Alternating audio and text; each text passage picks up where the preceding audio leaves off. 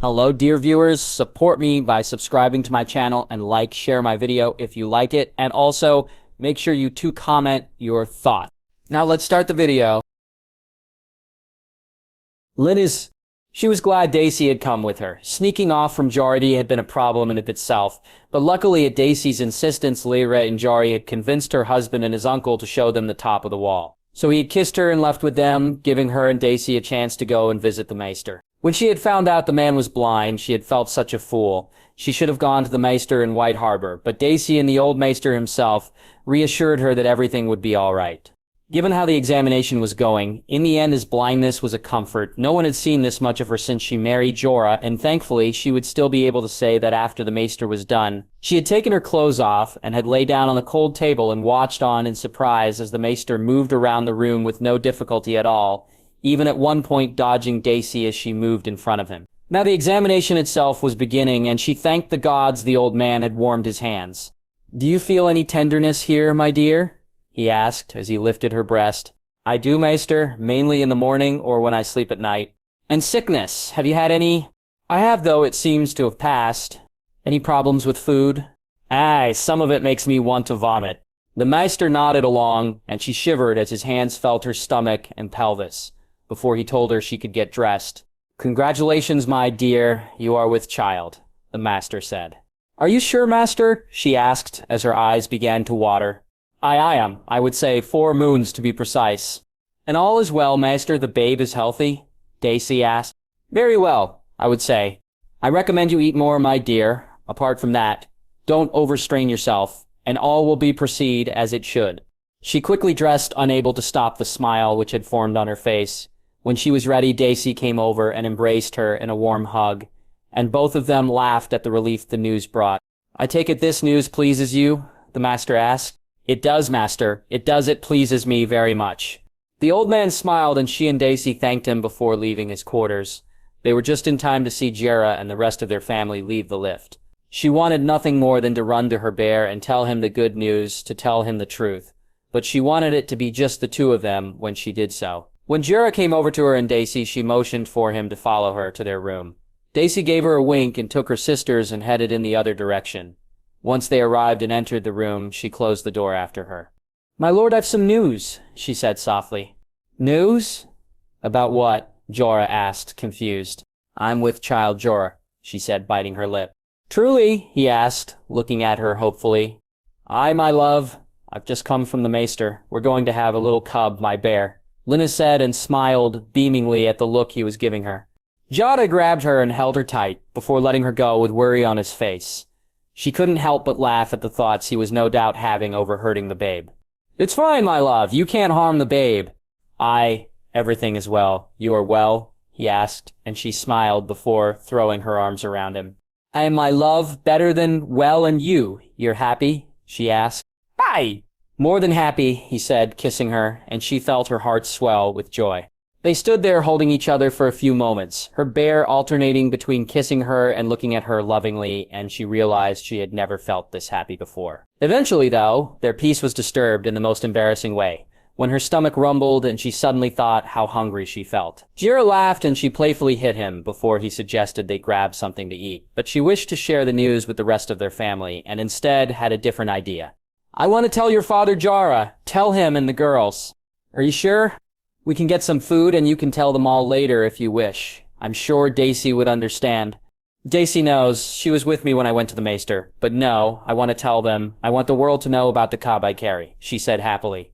"Aye, if you're sure, then that's what we'll do." She practically floated from the room, and had she been younger and in a different place, she had no doubt she'd have skipped to the Lord Commander's office. Such was the happiness she was feeling. When they arrived there, Daisy and her sisters were speaking to their uncle about the new shipping routes and the building work they would be doing on Bear Island, and she could see Jorah's eyes lit up in pride. She knew when he'd given up his seat for Jorah, this was what he'd wanted, to see his home thrive, to see his family thrive, and she looked forward to his reaction to the news they were about to share. "Oh, son, come in. The girls were just telling me more of this deal with the Lannisters. It's hard to believe it was young Snow who suggested it." "Aye, it was. He's a good lad." "Father, we have some news we'd like to share with everyone," Jorah said, taking her hand in his. "Lannister's with child." Giora said, and she swore the cheers could be heard on Bear Island.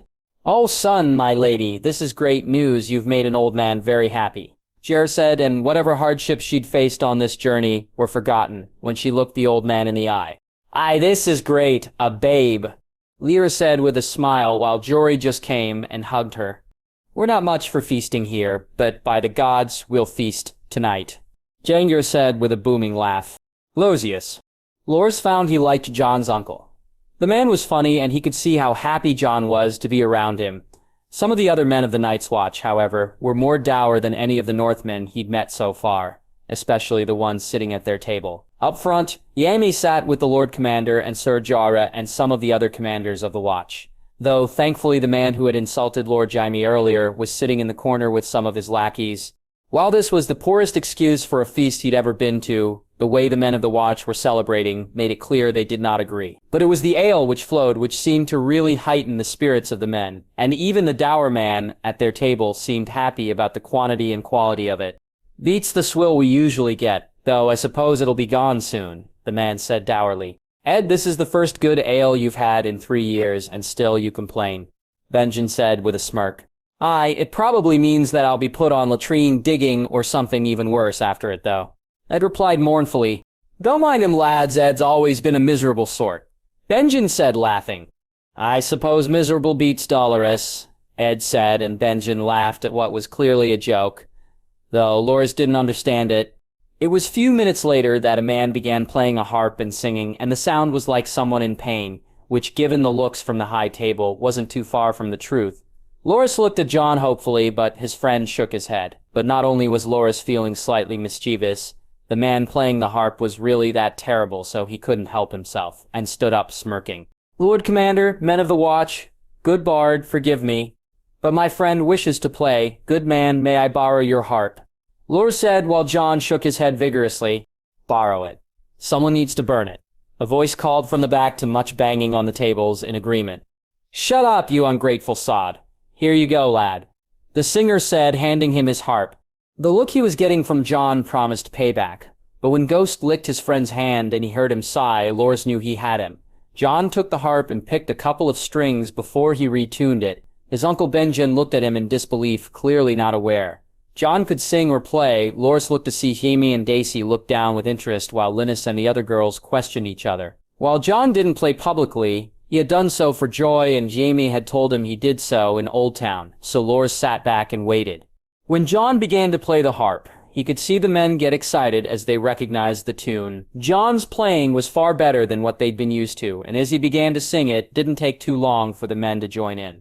The Dornishman's wife was as fair as the sun, and her kisses were warmer than spring, but the Dornishman's blade was made of black steel, and its kiss was a terrible thing. The Dornishman's wife would sing as she bathed, in a voice that was sweet as a peach, but the Dornishman's blade had a song of its own, and a bite sharp and cold as a leech. As he lay on the ground with the darkness around, and the taste of his blood on his tongue, his brothers knelt by him and prayed him a prayer, and he smiled and he laughed and he sung, "Brothers, oh brothers, my days here are done. The Dornishman's taken my life, but what does it matter, for all men must die, and I've tasted the Dornishman's wife." "More, more," the voices shouted, and Loras's was one of them. Some called out for the bear and the maiden fair, and others for various other songs, but the next two Jon sang he knew meant a lot to his friend. The first song was The Hammer and the Anvil, and some of the Targaryen loyalists enjoyed it immensely. He followed it with Jenny's song, and Loras could swear he saw some tears in the hall. Jon's voice was haunting, and he could see Lord Jaime seemed incredibly moved by hearing it. He wasn't alone. In the corner, the man who'd taunted them earlier was sitting with a strange look on his face, looking at Jon in disbelief. The old maester, too, seemed overwhelmed at the sound, and when he looked, he saw Lady Linnes wipe her eyes. When he finished that song, Jon looked ready to hand the harp back, but it was his uncle who asked him to play one more. The song he played he'd never heard before, but he'd remember it for a very long time. It began slow, the strings of the harp barely being plucked, and then it started to move just a little faster. It was at that point that Jon began to sing again. His voice soft and low, the whole room quietened down to listen as the words came from his mouth. "These mist-covered mountains are a home now for me, but my home is the lowlands, and always will be. Someday you'll return to your valleys and your farms, and you'll no longer burn to be brothers in arms. Through these fields of destruction, baptisms of fire, I've witnessed your suffering as the battle raged higher, and though they did hurt me so bad, in the fear and alarm, you did not desert me, my brothers in arms. There's so many different worlds, so many different suns, and we have just one world, but we live in different ones. Now the sun's gone to hell, and the moon's riding high. Let me bid you farewell. Every man has to die, but it's written in the starlight, and every line in your palm. We're fools to make war on our brothers in arms. When he was finished, Loras looked around the room. He could see heads bowed and men patting other men on the back. He looked to the high table and saw the Lord Commander had his eyes closed, as did Lord Jaime and Ser Jorah.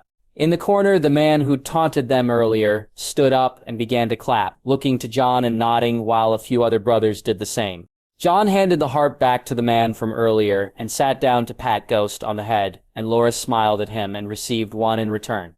It took a few more minutes for the noise to pick up again, and Binion sat there, his hand on Jon's shoulder, a sad look on his face. Thankfully, it was Dolorous Aid who decided to break the silence. Now we'll have to go back to a lord killing us with his version of singing every night, it said, making them laugh. The rest of the night passed quite quickly, and Jon and he left before the night was done, both of them feeling tired and looking forward to a night's sleep in, while not the warmest room. A room at least. Joshin had left much earlier and was already asleep when they arrived. As they got into their beds, Loras looked at Jon in envy when Ghost climbed on the bed beside him, the wolf taking up almost the entire bed. But he was warm. His fur would certainly keep Jon far warmer than his own meager blankets. He got into bed and threw his cloak over the top of the blanket. The cloak had been a lifesaver he'd found when he got it. They really knew how to make them here, he thought, as he wrapped up tightly. The fur and material they used not only kept out the cold, but seemed to be able to keep you dry also, something he appreciated since it rained in the north a lot. He looked over at Jon as he was about to sleep. His friend looked drained, emotionally, physically. It had been a big day for him. "Good night, Jon," he said, not wanting to disturb him more. "Good night, Loras," Jon said, and within moments, Loras was asleep. "Jon?" He woke up early, the first one in the room to do so. Loras was snuggled under his cloak, and Jochin seemed more peaceful and happy than Jon had seen him all trip. Though the boy had told him he didn't much like sleeping in the tents, so perhaps that was the reason for it. Ghost seemed most eager for something, and Jon looked at him and then walked to the door and opened it, watching as the wolf ran down the stairs. Josa was on duty outside his door, and Pharaoh stood outside Jaime. Both men wrapped up well. He nodded to them and went to knock on Jaime's door. "Is he awake?" he asked Pharaoh. "Aye, Jon got up about an hour or so ago," he told Arlan. They'd be heading out beyond the wall after breaking their fast. "So I let Arlan go break his now." Pharaoh answered. Jon knocked at the door, and Jaime opened it and waved him in. He could see he was more nervous than usual, but it was no surprise he too was feeling the same way, if for a different reason. He sat down at the edge of the bed and watched, trying not to laugh as his lord looked through various different shirts and coats. "You do realize you could wear a sack and she'd still want to be with you, right?" Jon said, smirking. "What?" "I said what you wear won't make any difference, Jaime. It's what you say that'll make her mind up for her." I know that it's just I've never..." "I know, my lord, but I've seen how she looks at you. You'll be fine. Jon, what I'm about to do, to say, am I doing the right thing? You love her, my lord. You know what the right thing to do is. You always have." Jaime smiled and nodded and ended up picking one of his simpler shirts and coats before placing the rest back in the chest. Jon got up to go wake Loras up so all three of them could break their fast. But before he could, there was a knock at the door. "Yes?" Jaime asked, and Pharaoh walked in, a confused look on his face. "My lord, I have a Sir Thorn here to see you. He's unarmed, my lord," Pharaoh said, surprising them both. "Give me a moment." "Of course, my lord," Pharaoh said, turning to leave the room. Jaime looked to him, and Jon shook his head. Neither of them had any idea why Thorn would wish to see them. The only thing Jon could remember, apart from the incident in the yard with Jaime, was last night after he'd sung it had been Thorn who was first to clap. He nodded to Jaime and walked to the door and motioned for Thorn to walk in. The Pharaoh looked at him, and Ghost came bounding up the stairs and stood by the door, forcing Pharaoh to cross the hall and stand beside Jairus. "It seems your shift has ended, Pharaoh," Jairus said with a snort. Jon looked to his wolf and turned to go back inside. Ghost making it clear he was here for a reason. When he closed the door and walked to where Thorne was standing looking at Jaime, he was surprised to see the warm expression on the man's face. Though when the man dropped to one knee, that surprise turned to shock. Your Grace, I apologize for the insults I gave Lord Yaxley. I was unaware of his true nature, and now that I see it, I am ashamed of how I acted. Thorne said, and Jon looked to Jaime, who was stunned. Sarosier, Jaime, said, looking to the man. I knew your father, your Grace. He was the king we chose, the king we wished to serve. Had I known his son lived, I'd have done whatever I could to make it to you. I am a brother of the Night's Watch, and I swore to take no part in the fight for the crown. But I am your servant, while you're here, your Grace, for now and ever. Thorne said, bowing his head. Jon looked at Jaime, who nodded to him, but he couldn't understand it. How had this man figured it out? Then it hit him. The singing, his father sung, he had messed up badly. He looked to Jaime in panic. Rhaegar, I have a question for you, Jaime said. My lord, Thorne said as he stood up. How do you know? I was lucky enough to hear Rhaegar sing, hear him play. I'd not heard any come close until last night. After that it made sense to me why his Grace was your squire, why he was able to do what he can. He is the son of the dragon, my lord. I'd stake my life on it. That's, I said proudly. It's not your life that worries me, Sir, Jaime said, and Jon finally shook himself from the daze he'd been in. I would never, my lord, your Grace. I would never. Your secret is safe with me. I swear it. Thorne said, looking at Jon, who nodded. Does anyone else know? Jon asked. I, Ser Jeremy Rhaegar, a good man and true and loyal to your Grace, Thorne said, looking at him. Jon and Jaime looked to each other, and Jon was happy to see the relieved look on Jaime's face. If he felt all right with this, then so would he. Though it was the last time he'd sing or play in public until he made his claim. Sarasier, I accept your oath. You can actually help my lord and I. There are things I need to do here, places I need to go. Some may not be open to me alone, but should a man of the watch accompany me, Jen said. It would be an honor, your Grace. Either I or Sir Jeremy will be at your service. Very well, sir. I thank you for your service. May I ask why were you sent here? Myself and Sir Jeremy fought for your father. We were in your grandfather's army, but none fought for Aerys. I'm sorry, your Grace. Thorne said apologetically, I know of my grandfather all too well, sir, but please for now call me Jon, or even Snow, should anyone hear. Of course you're Jon, Thorne said, smiling. After the rebellion, we were offered the choice bend the knee or be sent to the Watch. We chose the Watch, as did others. Would you leave it, sir? The Watch, given the chance, would you leave? Thorne stood still for a moment, and considered it, before turning to answer. I've been here 10 years, Jon. I've served my time and then some, but I didn't kneel looking for a pardon. I did it because of your father, so I leave it to you, your Grace, Thorne said. When I regain my throne, any man who is sentenced here for serving my family will be pardoned. Saron, that you have my promise. Jada and the Watch, it needs these men, Jaime said, shaking his head. I know, my lord. The Watch needs many things, and it shall have them, but these men are here for the crime of standing up to the usurper and nothing else. If I cannot give them justice, then what use am I? Jaime nodded, and Thorne looked at him with a strange look on his face. Sir Lazier, can you arrange somewhere private to meet Sir Jeremy? I can, Jon, would an hour suffice? My sir, it would, Jon said, and Thorne turned to leave. Sir, Alistair, I thank you for your service to my family. It shall not be forgotten. It was my honor, Jon, Thorne said, and almost whistled as he left the room. Jon waited until Thorne had left the room and closed his eyes in frustration. What he'd done was stupid, and had it not been for Thorne's loyalty to his father, the consequences could have been devastating. I messed up. I'm sorry, my lord, Jon said, sighing, as he sat down. It's all right, Jon. There's nothing we can do about it now. At least it looks like we made some friends here. After what he said to you, I didn't know what to do, my lord. You did the right thing. The man apologized, Jon. That's more than most have ever done. It's wrong, my lord. What people say of you, they need to know the truth. Jon, I don't care what people say. I care what you say, what my family say. What Daisy will say. Jaime said, nodding as Jon got up and walked over to put a hand on his shoulder. You're a hero, my lord. She'll see that. I do. Jon said, and Jaime just shrugged. Go wake Loras, and we'll break our fast. Jon did, as he was told, and after struggling to convince Loras to actually get out of bed and waking Josian up in the process, he waited while both boys dressed and all three left to break their fast. Meeting Aime as they made their way down to the common hall, Ghost ran ahead of them and looked longingly at the tunnel which led beyond the wall before looking back to Jon, who nodded.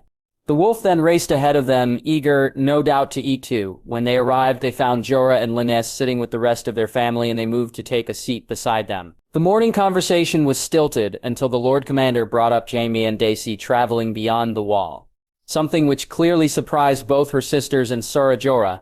I ask you not to delay too much out there, Lord Jaime. While it's unlikely the wildlings would attack so close to Castle Black, it's not beyond them to do so. Lord Commander, I just intend to visit the Heart Tree and return. We should be no more than an hour or two. Jaime said in reply. You're going beyond the wall, Loira said, turning to her sister. Aye, just for a bit. We'll be back soon, Daisy said, looking directly at both her sisters. Make sure you take your guards with you, Jorah said, and Jaime nodded. Ghost too, Jon said, and the wolf looked up at Jaime pleadingly. Aye, fair enough. You can come too. Jaime reached down and rubbed his head. See, we'll be more than safe, Daisy said, laughing. After finishing their meal, Josian went off to speak to Mirashare and bring her some food, his sister having slept in for some reason. Jon saw Jaime and Daisy make ready for their trip beyond the wall, Jaime telling both he and Loras that he'd ready honor himself. When he saw Jaime, he and Loras walked to him and followed as he led them down beneath the wall to a small room where a tall, dark-haired man with a beard was waiting for them. Osser looked from Jon to Loras and back to the man, and when Jon nodded, he smiled and spoke. Your Grace Surier, Jeremy Racker, Yaxler said, as the man dropped to his knee. Your Grace, the man said, looking directly into his eyes, a look of recognition on his face. Razier, and please call me Jon, for now at least, Jon said, and the man rose and nodded. Your Grace, Jon, I served you, Father, and it would be my honor to serve you. My sword is yours from now until my death. I thank you, sir, both for your service to my father and to me. Has Sir Alazir told you of my plans regarding those who were sent her for their service? Aye, he has, your Jon. I thank you for it. Jaime said, smiling now. Until then, I would like to be able to communicate with you both. I'm sure I can arrange something with my uncle when I speak to him, but I'd like to be kept informed of events here to see where I can help, where Lord Jaime can help. Of course, Jon, we would be more than happy to help any way we can, Azir said. Well then, search to yourself, for now unofficial representatives of the crown to the wall. As soon as I'm able, I'll institute the pardons required. For you and those others sentenced here unjustly, can you provide me with a list when the time comes? Search? Of course, Jon, Jeremy said. Then again, I thank you both. I would ask that in public, we remain on slightly less friendly terms. But I may have need of your service before I leave Castle Black. You have it, Jon, Jeremy said. He nodded to both men and headed back up towards his room. The meeting had gone well, and Loras beside him had a large grin on his face, which he decided to ignore for now. He met Jay's and Loras's guards outside the tunnel, and the look on his guard's face was one of annoyance. He'd need to speak with both him and Loras at some point, too. But for now, he could do nothing else. When they reached his room, he walked to the chest and picked it up. I have to do this part alone, Loras, so you understand. Aye, Jon, I'll be here or in the yard, should you need me. Thanks, Loras, Jon said, leaving the room. The walk to the maester's quarters felt far longer than it actually was, the chest he was carrying feeling heavier than it should.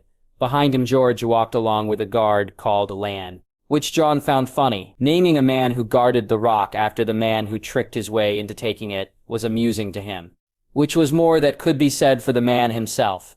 Lan was one of the few guards who had a problem with Jon's perceived bastardry. He felt it beneath him to guard a bastard. Jon, though, didn't dislike the man or blame him for his prejudices. It was the way of the world, and Lan still did his duty. When he arrived at the maester's quarters, Benjen walked out with a red-faced man whose face was covered in boils. His uncle nodded at him, and Jon was glad he'd agreed to speak to the maester first to arrange the meeting. He had missed his uncle when breaking his fast this morning, and was still looking forward to spending time with him and perhaps learning more about his mother. He's ready for you, Jon, Benjen said with a warm smile. Thanks, Uncle. Can we talk later, just you and I?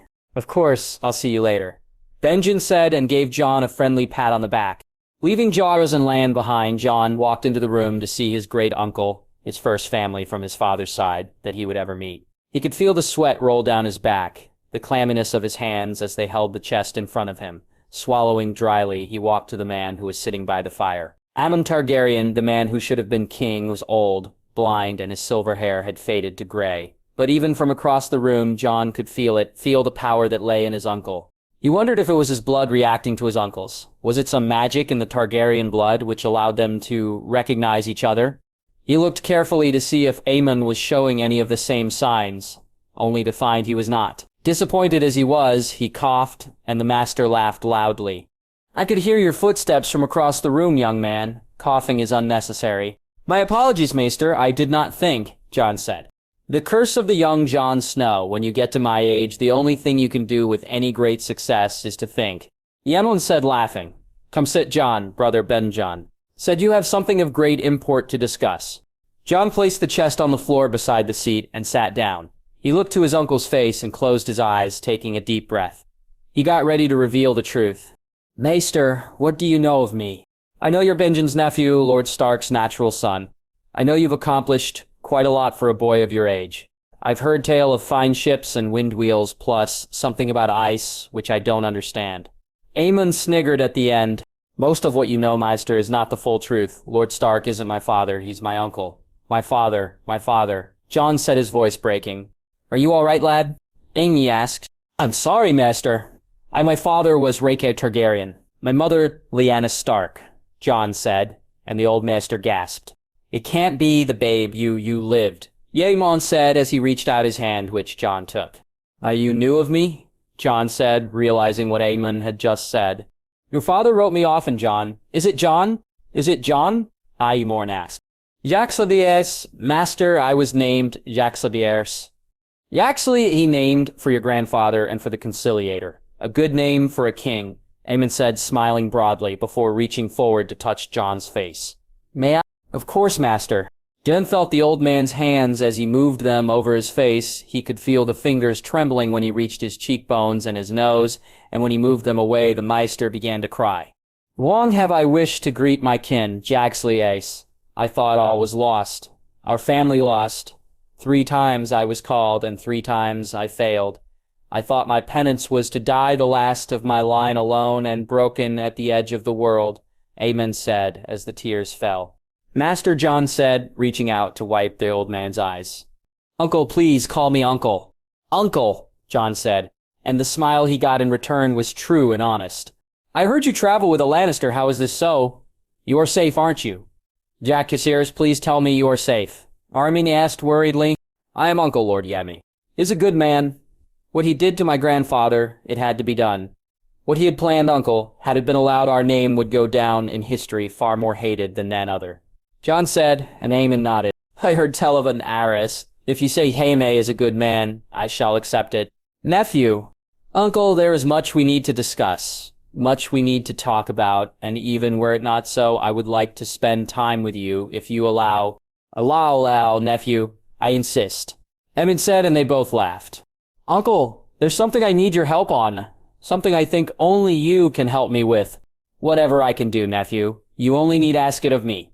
Jon reached down and opened the chest. Taking the egg out, it once again pained him to do so. The voice was louder this time, and the image of ice being melted even more clear. He reached to his uncle and took his hand and held it before bringing it close to the egg. "Uncle, don't be alarmed." "As you say, nephew," Aemon said as his hand touched the egg.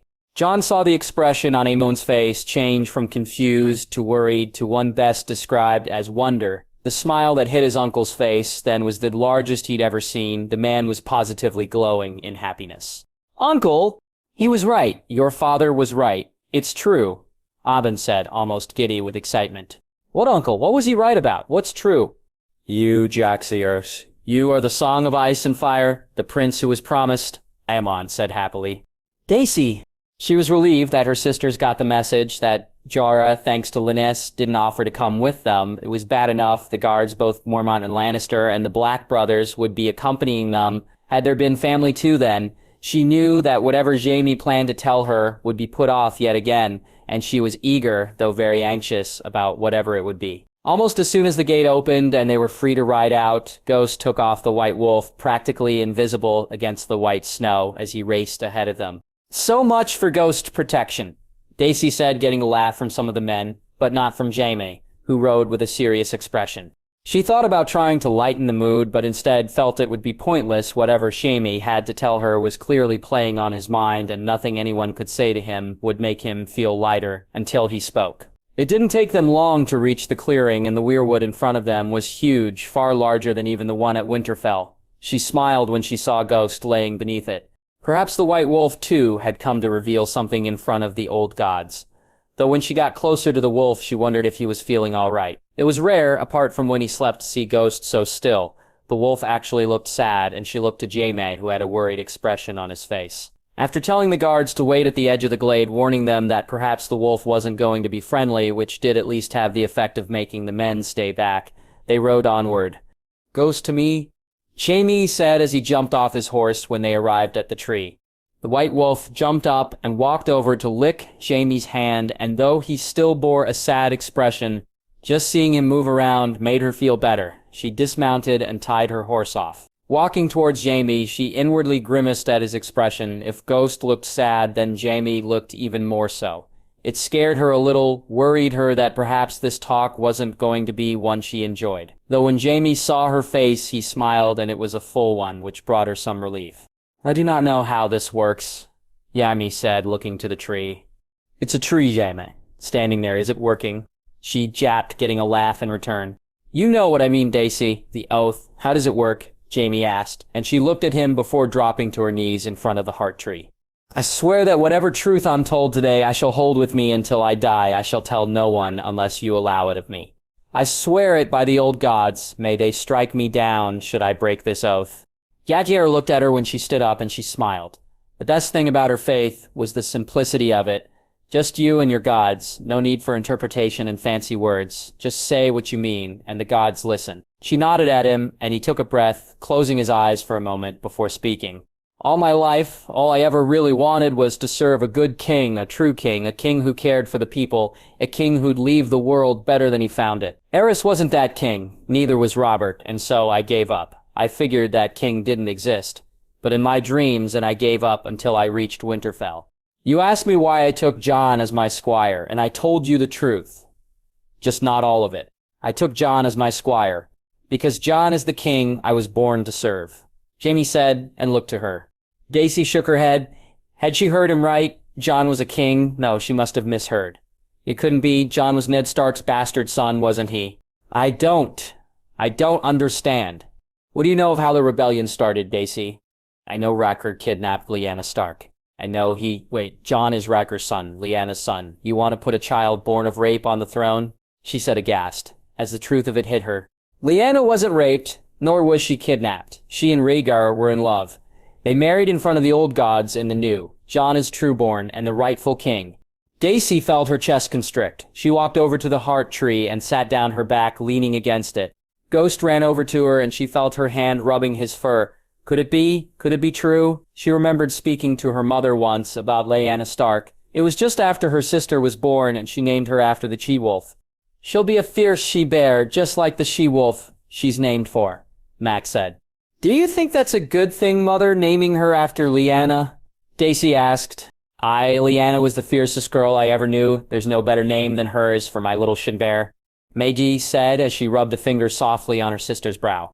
"She wasn't fierce enough, though, Mother. Had she been then? Who knows?" Daisy said bitterly. "I know what I know, daughter, and I know that no man could ever make the she-wolf his without her approval. She was far too fierce to be anything other than free," Mage said softly. "Did she know? Did my mother know, or at least suspect there was more to the story? She knew her mother hated King Robert with a passion. Tales were told of her spitting on the floor during a feast in his name. But this could she have known of this? She needed to speak to her mother as soon as she returned to Bear Island. "Are you all right?" Jaime asked. "Are you fucking kidding?" she said, laughing. "You just told me the bastard of Winterfell is the rightful king, that Lyanna Stark, far from being kidnapped, was actually married to Rhaegar Targaryen. And if I'm right, you've just admitted you intend to help him regain his throne. Or am I mistaken?" "He is the rightful king," Jaime said. "Robert!" is a drunken whoremonger who's running the realm as if it's his personal pleasure fund between he and Jon Arryn. They've destroyed this kingdom, Jaime said, bitterly. Your sister is queen, her children are next in line, you'd depose your own kin, she asked. For the right king, yes. Do you think Jon would make a good king? That's not the point. That's the whole fucking point, Jaime said, raising his voice. She watched as he closed his eyes and took a deep breath. You know, when I was named to the King's Guard, it was the proudest day of my life, being a part of the same order as Sir Arthur Dayne. The Sword of the Morning, the White Bull, and Barristan the Bold. Oslo Wynd, Prince Lewin, and Jonathor Darry. All good men. All of us in service of one of the worst kings in history. Yet for all Aerys' faults, for all his madness, the realm didn't suffer under him. People actually thrived, despite everything he still cared until the madness grew too strong in him. Robert, though he never cared, let the poor suffer as long as he has his wine and his whores as long as he can feast and throw a tourney. You think Joffrey would be any better? You think my sister would? They are still you, Kin Jaime. You want to know what my kin is like? Do you remember the tourney of Lannisport? Aye? My sister tried to seduce me during that tourney. I came to my room one night to find her naked in my bed. Jaime said, and Daisy gasped. When I threw her from my room, do you know what she did? No, she said, shaking her head. She tried to have Jon killed. She actually sent a man to poison a 6-day-old child, my cousin Joy. You've seen her, right? Aye, Daisy said while picturing the little blonde girl and trying to wrap her head around what Jaime was saying. Had Jon not realized something was wrong with the drink, she'd have taken some too. Jon survived, she would not have. That's my sister. That's the kind of woman who would have the throne. Jaime, I don't know what to say. Say you'll support me. Say you'll stand by me. Say you'll marry me. Jaime said, his voice pleading. Marry? She said softly, her breath catching. I love you, Daisy. I have. I think ever since I saw you, from that moment I've wanted you to be my wife. I thought it was something I couldn't have, so I tried not to act. I tried to keep my distance. Why couldn't you? I swore an oath. I'm a Kingsguard Daisy. I swore an oath to my king, Jaime said. So what changed your mind then? She asked, not sure she understood. Not what? Who? Jon did. That night in White Harbor, he basically forced me to admit how I felt. Then do you know what he said when I told him about my Kingsguard oath? Jaime said, smiling softly. No, what? He said they were shit oaths. Jaime said, and Daisy couldn't help but laugh. He's right, she said softly. I know, Daisy, you've seen him, he's the king. It's my duty, my honor to help put him where he belongs. But I want you with me, by my side. Jaime, I don't know, I love you too, but everything, it's so much, she said, her voice quivering as she shook her head. I understand that, I love you, but I have to do this. Daisy stood up, but as she did, Ghost pushed against her. She looked down, annoyed, at the wolf, and he looked to the tree and pushed against her again. What? What did the wolf want? She looked at him when he pushed her again, and then walked from her to Jaime and pushed him too. No, he couldn't be, she thought, as she looked at Jaime's confused face. Ghost was herding them both to the tree. The damn wolf was trying to get them to say their vows. She couldn't believe it, so she began to laugh loudly. What's going on? Jaime asked as he was pushed yet again in front of the tree. Yes, Daisy said. What? Yes, I'll marry you, Daisy said as she threw her arms around him and kissed him. Jon, the hours he spent with his uncle were enlightening. They spoke of the letters his father had wrote, and Aemon had gone to a small desk and retrieved them to hand them over to him. The handwriting was smooth, and as he looked through them, he couldn't wait for the chance to read them properly. The chance to get to know his father from his own hand. Something he never imagined he'd get. His uncle told him he had some other items for him too, but now was not the time to give them to him as they needed to be retrieved first. When they discussed the egg, Aemon told him his own knowledge was limited, but in the library there were books and scrolls that could help. It was when they began to speak of the other things, though, where his uncle's knowledge was invaluable. Warging and dragon dreams being something he had much more knowledge of. You can warg into your wolf nephew. Aye, uncle. Where is he now? That's how Jon closed his eyes. It didn't take him long to find himself at the weirwood and see Jaime and Daisy. When he saw them kissing, he immediately warged from his wolf. He wouldn't intrude on their privacy, though he was glad to see both so happy. He's at the weirwood in the glade a few miles from here, with Lord Jaime and Lady Daisy. Describe the tree to me. It's larger than the one in Winterfell, almost twice the size of the first platform the lift stops at here. The face carved into it is angry, and around it, not a tree grows until you reach the edge of the glade. Jon said, and Ming nodded. Excellent, I've met one or two wargs before, nephew, but none who could do so that quickly. It's a powerful gift you have, but with great power comes great responsibility. Use it well. I will, uncle. Now tell me more about these dreams. Jon told him of the dreams of the ships, of some of the others. When he got to the ones of his family of Rains, he heard his uncle gasp. When he told him of the things he'd been hearing since he arrived at the wall, the mentions of fire and ice, the melting of the ice on the egg, his uncle sat silently for a while. I think we should do it, Jacarius. Do what, uncle? The egg, we should melt some of the ice over it. Why? What do you know of Daenerys?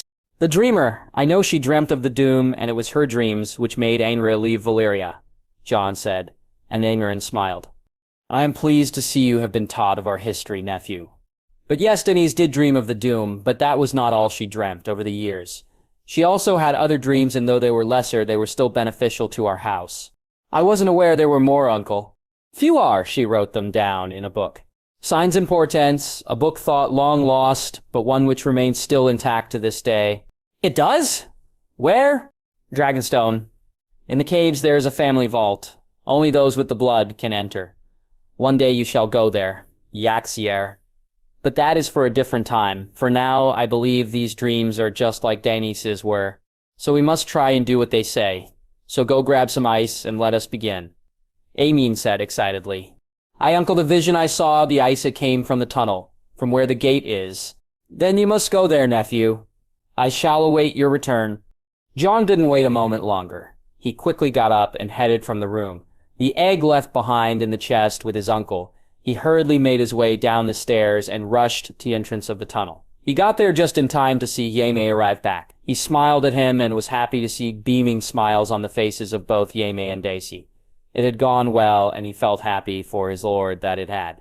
As he watched them pass and moved to go into the tunnel, Jaime looked at him inquisitively, but he just nodded and mouthed speak later to him. Ghost arrived barely a moment later, his wolf almost knocking him over in the greeting. He looked quickly around the yard and didn't see Loras or anyone else, so he turned to walk into the tunnel, only for Ser Jeremy to join him. He nodded to the man, and they walked into the tunnel with his guards following behind. When he reached the part of the tunnel where he had his vision, he pulled out his sword only to find he couldn't reach the top. Sir Jeremy, this may sound odd, but could you boost me up? Jon asked.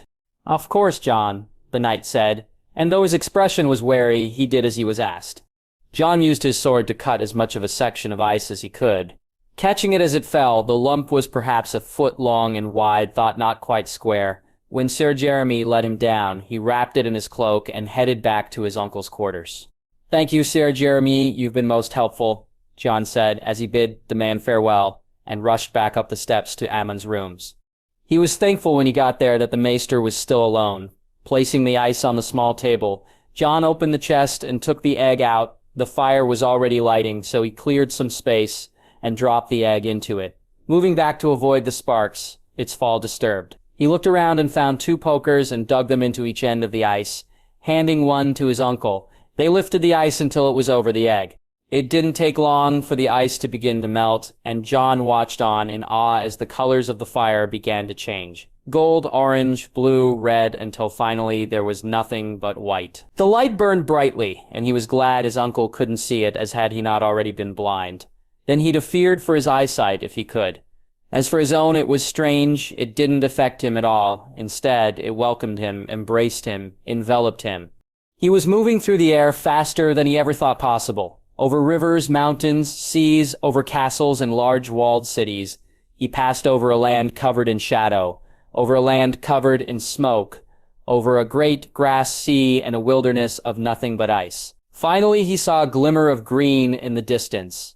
He saw a tree and a pool and 2 figures sitting there, a girl and a woman sitting close by, and he could tell immediately who the girl was.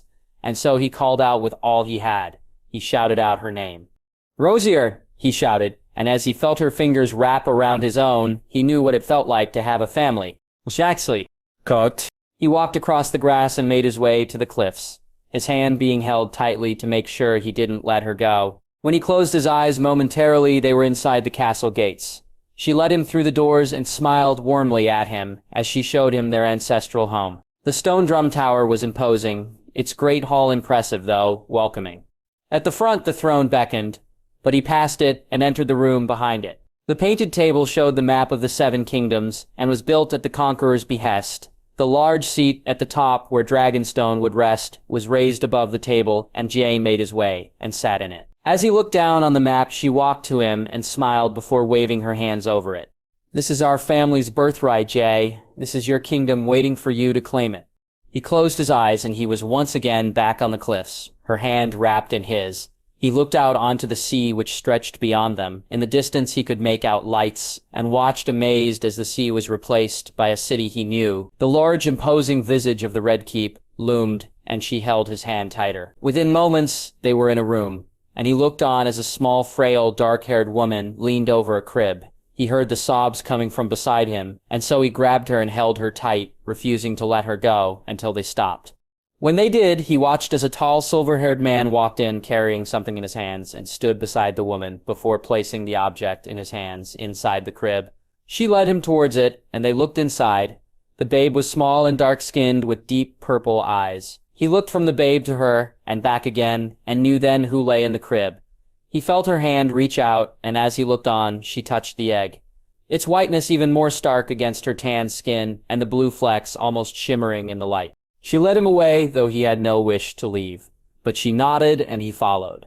They walked down the corridor and entered another room, and he saw a small girl playing with a black cat, her smiling face making him wish nothing more than to sit and play too. But he watched the girl suddenly step up and walk to the corner before she tried and failed to carry the egg. As he watched it fall and roll across the floor, he laughed only for the girl beside him to frown. A few moments later, he watched as a tall, dark-skinned, bearded man wearing a white cloak came in with the little girl. The man bent down and lifted the egg, and he and the girl left. They followed walking down the corridor yet again and came once more to the room with the crib. Both the silver-haired man and the frail woman were standing by the crib, and he watched as the little girl walked up to them. "For my brother," she said as the dark-skinned man held out the egg. "No, Ray, that's yours," the silver-haired man said.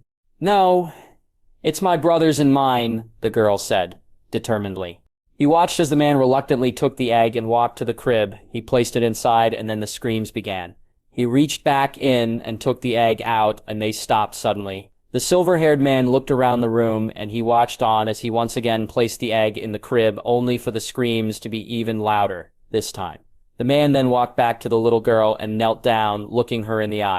"I told you, Ray. It's yours, not eggs. It's mine and my brother's. It's Jay's," the girl said, and there were gasps all round. "Jay? Who is Jay?" the woman asked. "My brother," the girl said, rolling her eyes, as if it was the most natural thing in the world. "Ray, you don't have a brother called Jay. His name is Egg." The man said, "My other brother's silly Jay," the girl said, laughing. "Rusians, there is only you and Egg. There is no Jay. There is no Jay," the man said, his voice annoyed. "No, the dragon must have 3 heads, father," the girl said, and the man stood up, stunned. He felt himself being dragged from the room, and though he was stronger than her, he couldn't stop her. She pulled, and he gave in. When they left the room, he found himself on the cliffs yet again. The sea back where it had always been. "Rosie's, I don't understand," he said. You left me all alone." "Why did you leave me?" his sister said, crying. "Rosie, I didn't. I didn't know. I'm sorry. I won't. I'll never leave you again. Promise me, Jay. Promise me you'll visit me. Promise me you won't ever leave me alone." "I promise, sister. I promise," he said, grabbing her and hugging her tight to his chest. When he let her go, she smiled at him, and he watched as she walked to the edge of the cliff. She turned to look back at him, and she nodded. "Only death can pay for life, Jay," she said, as she jumped off the edge. Rosier, no," he shouted as he ran to the edge. He watched in awe as the dragon flew up towards him, its white body almost reflecting the light of itself. When it reached him, it opened its bright blue wings and hovered in front of him before landing and moving towards him. He felt it as its head nudged his chest, and he looked deep into its dark purple eyes. Only death can pay for life, he thought before the dragon faded away. Castle Black Aemon's quarters. Yakies, are you all right?" he heard the worried voice of his uncle. I'm fine, Uncle. Did it work, Yakaris? Did it hatch? Avon asked. No, Uncle. It didn't hatch, but it worked. I saw them. I was with them. Who? My family uncle. My sister. I saw my sister. I saw Ramses. You said her name, J. Harris. Before I Joe what, Uncle? You were here, Jacketers? Then you weren't. You were gone, but it was only minutes ago. No, Uncle, it was a lifetime ago, Jane said sadly. Jaime! After putting their horses away, Jaime sent one of the guards to fetch Loras. He and Daisy were going to tell her family their news, and he wished Loras to be present when they did so. He would have liked Jon there too, but he knew he had other things to do. It took them a few minutes to find everyone. Daisy's sisters had gone with the small Jon to look over the areas in which they could help the watch, while Jorah and Lyness were resting in their rooms. You were looking for me, my lord, Lord Jorah said when he arrived. Aye, I was a lad. Come with me. I have some news to share. Is it about Jon? Is he all right? Loras asked worriedly. I saw him a little while ago. Loras seemed fine. But no, it's not about Jon. Come, we'll meet up with the others in the Lord Commander's office. The two of them walked together, meeting Daisy and her sisters on the way. The smile she gave him he eagerly returned, and they entered the room to await Jorah and Lyness. Inside, the Lord Commander was sitting back at his desk, a black raven walking up and down it like he owned it. Jaime and the others laughed as the raven cawed for corn which he was given reluctantly by Jar. Once he noticed them, he shooed the bird away, and the raven flew to the window. You wish to speak to me? Jar asked. We did, Lord Commander, though I'd rather wait until Lord Jorah and Lady Lyness arrive, Jaime said. Very well, Lord Jaime. It took no more than a few moments for Jorah and Lyness to arrive, both still wearing the same happy looks they had since she had revealed her news the previous night. When they were seated, Jaime looked to Daisy, who smiled and nodded to him. Lord Commander, Lord Jorah, my ladies, as you know, I asked Lady Daisy to accompany me to the Heart Tree earlier today. There was something I wished to discuss with her, Jaime said, and there were nods around the room, so he stood up and walked to Daisy and took her hand in his. Lord Jaime asked me, and I consented. We are to be married. Daisy said, her smile larger than he had ever seen. For true? Jorah asked. Aye, my lord, Jaime said, and the man jumped up and patted him on the back, followed not more than a few seconds later by his father doing the same. You have my congratulations, my lord. I am more than happy for you, Jorah said. Mine too, my lord, Lyness said, giving him a small kiss on his cheek. Aye, congratulations, my lord, my lady, Loras said, bowing to Daisy before trying to do so with Jaime, only to be dragged into a hug instead. It was then the turn of both Daisy's sisters, and, while the congratulations were heartfelt, the warnings he got from them were equally so. Should you ever hurt my sister, Lyra said, we will both show you just how much being hit with a mace hurts, Jorah added. You have nothing to fear, my ladies. I believe my betrothed is well capable of introducing me to her mace herself. Jaime said, and both girls laughed. Aye, that is true. We welcome you to the family, my lord. Though how our mother will react, Jorah said, and while Lyra laughed, he saw Daisy wince just a little. Daisy, are you all right? He asked, walking to her. I didn't think the wedding, my mother, she'd never accept a southern wedding. Daisy said, worriedly. What about both? Jaime asked. What? Lord Jorah, Lady Lyness, you were married in both faiths, were you not? Jaime asked. Aye, we were, Jorah said, looking lovingly at Lyness as he spoke. Do you think your mother would be all right with that, my love? Jaime said, and couldn't help but grin at the blush which suddenly appeared on Daisy's face. I don't think so. And you're fine with it. 2 weddings? Daisy asked apprehensively. I would never ask you to give up your gods, my lady. It's your faith. To marry you, I'd do both. Aye, Jaime said, and Daisy smiled even as both her sisters and Lyness swooned just a little. After some more congratulations and some more talk about the wedding itself, Jaime looked to Daisy and grimaced at what he needed to do next. He had to discuss a dowry. My lord, about the dowry, I was thinking, Jaime said before Jorah interrupted, and Daisy looked at him angrily. I'm sure we can come up with a suitable dowry for my cousin. My lord, I shall make sure one is paid to you in full. My lord, I think you misunderstand me. I wasn't asking for a dowry. I was talking about the one I would be paying. Jaime said, and Daisy now looked at him in confusion. Is it not the other way around? Loras asked. I don't care about that. Call it a betrothal gift or a wedding gift. if it's the name which is the problem. Jaime said, smiling. Jaime, you don't have to, Daisy said. What if I want to? Can I do it then? He said with a chuckle. If it's so important to you, then you can. Daisy said, laughing back at him. I was thinking, my lord, forgiveness of the loan, and a pinnacle ship of your own. Jaime said, stunning Daisy and Jorah, as well as the rest of the room. My lord, that's too much, Jorah said. I beg to differ with you, my lord. It's not enough, Jaime said, reaching out to take Daisy's hand in his yet again. What do you say, my love? Would you like a ship named after you for your family? You know, I think I'd really enjoy that, she said, as she kissed him softly on the lips. By the gods, get a room, Jari said, sniggering. Lord, yes. He was delighted to see Jaime so happy. Daisy was incredible. She was absolutely perfect for his lord, and more importantly, even Loras could tell that they made each other happy, which was all that matters. He knew that marriages in the Seven Kingdoms were to form alliances to help your family grow strong, as he'd heard his grandmother say. But James here was already strong. A marriage wouldn't make any difference to that. His lord was not only the richest lord in the Seven Kingdoms, but was the man helping put the rightful king on the throne. No alliance was more important than that one. Thinking of alliances, he wondered about Jon and his sister. Would his friend be one day more than that? Would he call him a good brother one day? He hoped so. He could think of no one better for Margaery than Jon. They both liked each other too. That was clear. He knew his father dreamed of his sister being a queen one day, and just thinking of her and Jon ruling the realm made him smile. The picture of him standing beside them, wearing a white cloak, filled his head for the rest of the day. After Jaime had told them the news Daisy had left to talk, at least that's what they said, and Loras had wisely decided not to press further, so he walked back to his room to find Ghost sitting inside guarding Jon's bed, his friend lying resting in it. He quietly left and wondered where James or Niers were, only to find them both woken up from the opposite stairs carrying something hot and steaming. Loras, Jon, still resting? Loras asked. Aye, did he speak to you? No, just said he was tired and was heading for a nap. Told us to get something warm to eat. The stew here is surprisingly good, Jared said as he sat on the small chair across from their room. I think I may try some myself, Lord Zied, and walked off towards the hall. Entering the hall, he found that Georgian and Mira were sitting with Benjen Stark and the grumpy Ed he had met the night before. He walked to the side and took a bowl of the stew.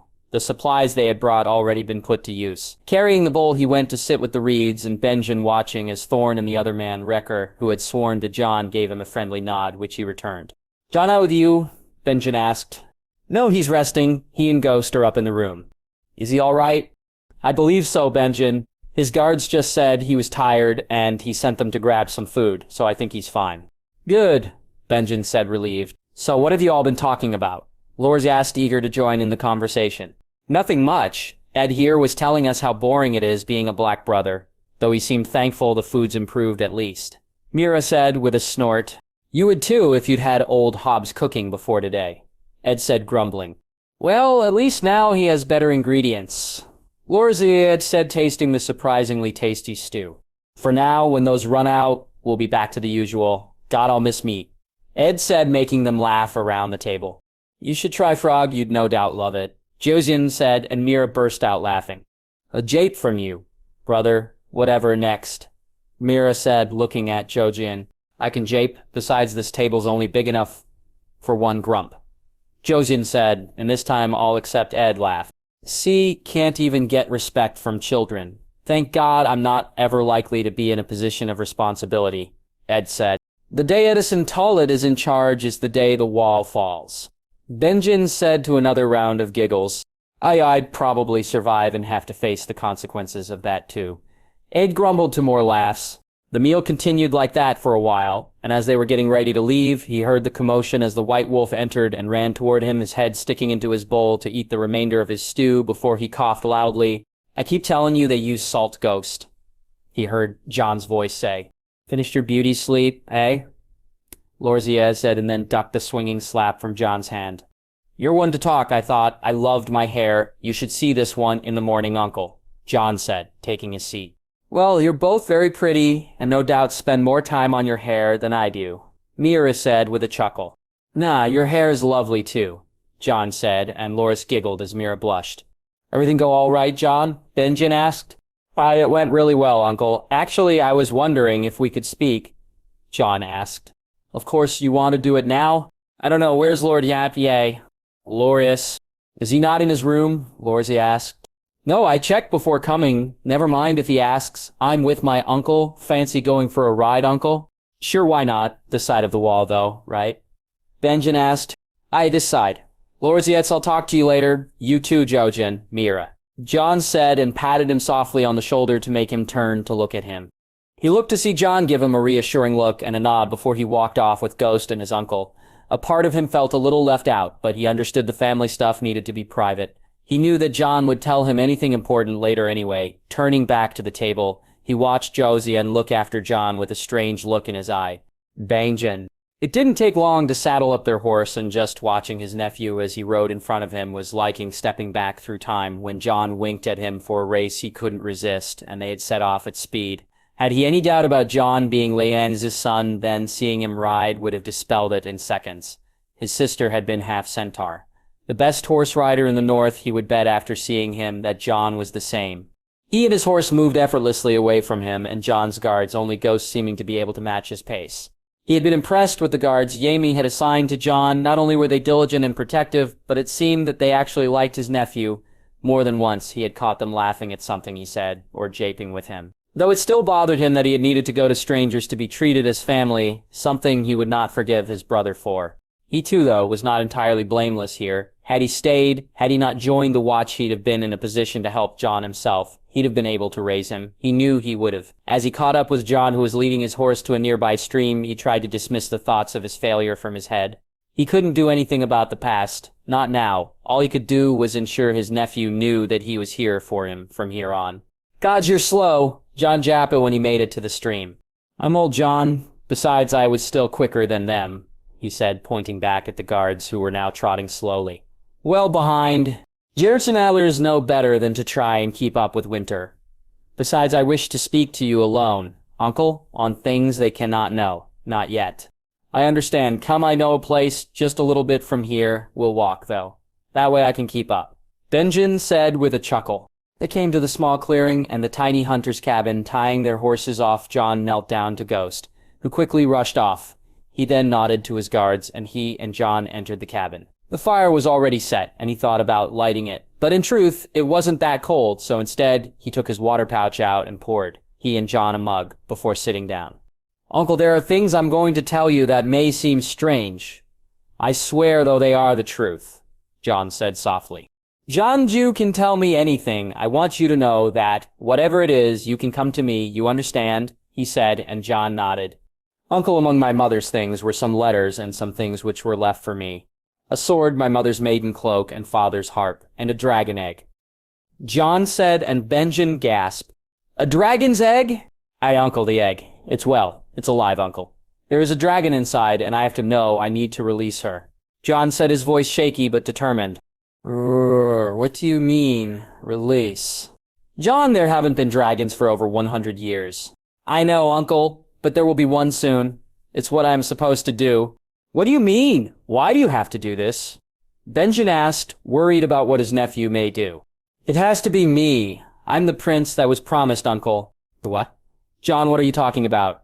He watched as Jon took a letter from his cloak and handed it to him. Reading it, he felt the tears begin to fall as he recognized the handwriting and the way his sister spoke. He could barely comprehend some of the words that his sister was saying, though. Letters, there had been no letters. He knew that. Had there been his father, wouldn't have, would he? But it was the other things, Lysa, who was Lysa. The only Lysa he knew was Kat's sister. No, it couldn't be. She wouldn't. She couldn't. He hastily reread the letter. Robert, Jon Arryn, Lysa, his father. He could feel the rage build up in him, and so he carefully placed the letter on the table. He needed to hit something, anything. He looked around the room and saw nothing, and so he began to hit himself harder and harder, until he felt his nephew grab his hands, heard his voice, pleading for him to stop. Uncle, please. Please don't, he heard Jon say, his voice full of panic. I'm sorry, Jon, he said, and grabbed his nephew and hugged him tightly. It's all right, Uncle. It's all right. I feel the same way. It took him a long time to let his nephew go. After his rage had dissipated, he felt himself break down. How long he cried he didn't know. only that Jon had cried with him, which lessened, though didn't remove his embarrassment. He had lost his family to plotters and schemers, men who wished to rise above the station they had, and were willing to do so on the bodies of innocents. Even his father may have been involved. But Brandon, he knew, was not. Lya was not. Jon's siblings that were lain at the feet of the stag were not. All for a crown. He looked worriedly at his nephew. He, too, was going after a crown. Jon, I know you want vengeance, but I can't lose you. I can't lose more family. Maybe you should let it be. Vengeance said, though he knew that it was a forlorn hope and one he himself would never accept. You think it's vengeance? I want uncle. I care not about vengeance. If that was all this was, I'd not follow this through. But no, it's not vengeance. It's justice. These men took everything for me. I intend to do the same to them, to bring them a reckoning. Winter is coming for the stag and the falcon, uncle. Winter is coming with fire and blood. Jon said, his voice full of determination. Benjen shivered at how cold Jon's voice got when he spoke, but it filled him with pride, too. His nephew may be a dragon, but the blood of the first men ran in his veins. Also, and he was just as much a wolf. Uncle, tell me about her, please. Jon said, his voice much softer now. Of course, Jon, Benjen said, smiling as he began to speak of his wild, fierce sister. Daisy, while kisses and caresses were very good, and Dame Jaime certainly knew how to inflame her passions. No matter how much she had pressed for more, he had always been far more concerned with her honor than she was. Perhaps it was a southern thing she had thought at the time, but the more she really examined it, the more sure it was because of his feelings for her. Something she found incredibly sweet, as she lay on top of him on the bed, though he had found yet another reason why they couldn't finally give in to the urges that both of them shared.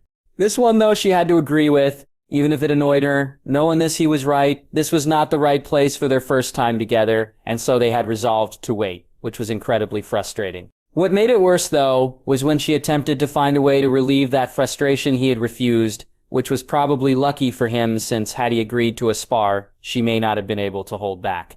What are you thinking about? Jaime asked. Hitting you over the head with a mace, she replied. Really not even wid yet, and you already wish to beat me up, he laughed. It's your fault, though. You won't let me do what I really want. We won't have long to wait. Besides, anywhere but here has to be better, right? Doesn't mean I like waiting, though, she said, and he laughed again. She was happy, though, blissfully happy, despite her doubts about Jon and what Jaime and he were doing. She knew she was making the right choice. She loved him, and she knew he loved her, and in the end, the rest didn't matter. They had talked about Jon and what it meant, that he would be going for the throne, and while Jaime didn't have an actual plan or timetable, he had reassured her that it wouldn't be reckless. They would bide their time, pick their spot, and then make their move. It was when he explained how much of everything they did was Jon's idea she really began to wonder just exactly what the realm would be like with him as king. Jaime told her about Lannisport and how basically the whole town was working now, how people were earning coin and how much better off they were now than they had been under his father. He told her of White Harbor and Bear Island, of Carhold and Last Hearth.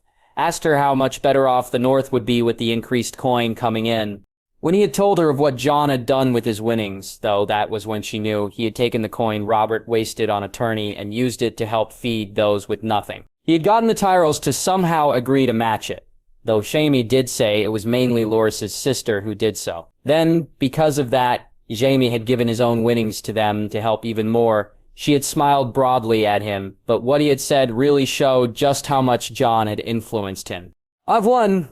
I don't know how many tourneys, Daisy, won more prize money than I can count. I've bought golden armor and fine clothes. Had I not met Jon, I'd have done the same here. Instead, I gave the money to him to use.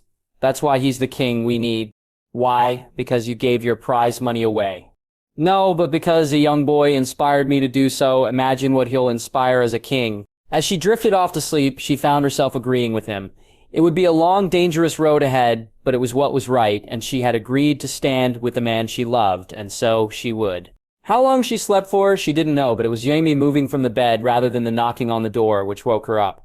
When Jaime opened the door, she wasn't surprised to see Jon there. She knew that he'd come to see them when he was finished speaking to his uncle, and that Jaime had been waiting for him. She got up from the bed when Jon came into the room. Walking to the table, she poured herself a small mug of water and drained it quickly. Are you all right? Jaime asked. Aye, my lord. You? Jon asked, raising his eyebrow, which made her giggle. I am. We are. Jon, we have something to tell you. Jaime said, turning to look at her. She smiled and walked over to him. Daisy and I are to be married, Jaime said, taking her hand in his. My lord, my lady, I wish you both the very best. I am overjoyed by the news, Jon said, his smile beaming as he looked at them both.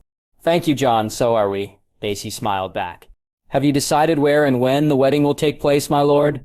I know we're in the process of it. We've agreed to 2-1 in each faith, Jaime said. Good. I don't think Lady Jaina would have liked to miss out on throwing her favorite nephew a large wedding, nor I'm sure would Lady Mage. Jon said with a chuckle. Oh gods, I forgot that. Wait, what do you mean, favorite? Tyrion's her favorite. Really, my lord, you're both her favorites, Jon said, smirking, and then ducking the clip around the ear Jaime aimed at him. I'll leave you both alone, my lord, my lady. I really am very happy for you both, Jon said as he looked at the two of them and left the room. He's right, my aunt will want to throw a huge wedding. Jabbing said worriedly, So, we'll have a huge wedding then, Daisy said, walking in front of him to place her arms around him. You don't mind? I thought northern weddings were simple, Jaime asked. Aye, the wedding itself, the feast that goes with it, though, she said, laughing. We'll need to plan this out, won't we? Jaime said, a small smirk on his face. Aye, what did you think? That all it needed was a tree. I thought that all you northern heathens needed was a tree, he said, his smirk bigger now. Just like all you southern fools need is a man to spout off rubbish about maidens and smiths, she smirked back at him. They both laughed loudly before he looked into her eyes, almost as if she had no control. She found herself kissing him deeply and passionately. Damn this room, she thought, as he once again broke off. Let's go get something to eat, he said, and she nodded, feeling her hunger rise. Food would all she would be getting to satisfy it tonight, though. Axelon. Ever since his nephew had revealed himself, Aemon had felt a sense of urgency. He hadn't in years. His energy levels had risen and he had found his thoughts of family to be as they once were, happy ones. Touching the dragon egg had been something he had never expected to experience. Not the egg itself, but the fact that there was a dragon alive inside. He had felt it move, felt it come to life under his fingertips, and he had no doubt that his nephew would be the one to wake the dragon from stone. Like every Targaryen, he had heard the prophecy and knew what it had cost his family. Summerhall just the latest attempt, and though it had been over 5 and 20 years after he had left for the Watch, he knew well the reasons for the attempt. Over the years, he had read up as much as he could on the prophecy. When Rhaegar wrote to him claiming himself the prophesied prince, he had thought so too. All the signs had been there, but it had turned out not to be, and his death and the death of his line had convinced Aemon that the prophecy was false. But now he was sure it was not, while the egg had not hatched. It had not deterred his nephew one bit. He was even more determined, and more than that, the hint of sadness he felt wasn't as strong as it had been. It was as if the boy had a question he never expected to be answered, only to find out that he himself knew the answer all along.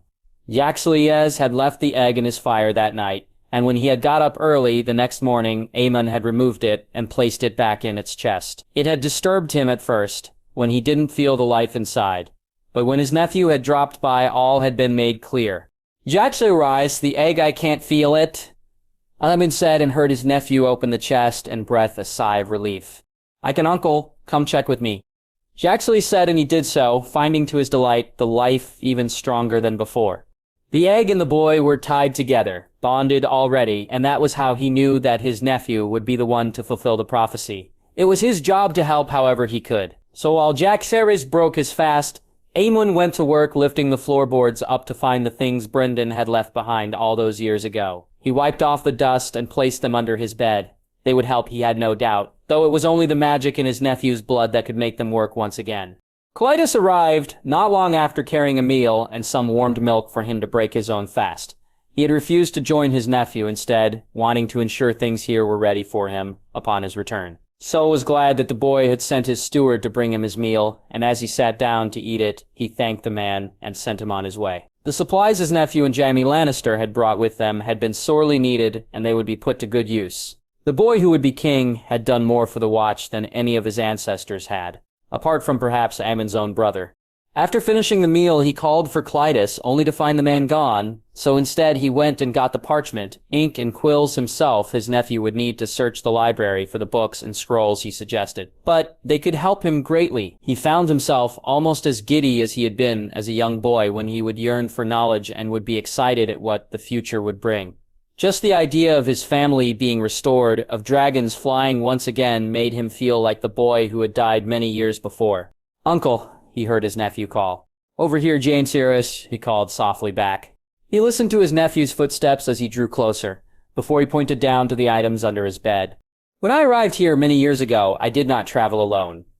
Jaehaerys, my brother, sent an honor guard led by Duncan the Tall and cleared out the prison too, the prisoner I traveled with." Bloodraven Jaime said as he pulled out the sheet which contained the objects his uncle had held for so many years. "Aye, how many eyes does Lord Bloodraven have?" Yaman said, a small smile on his face.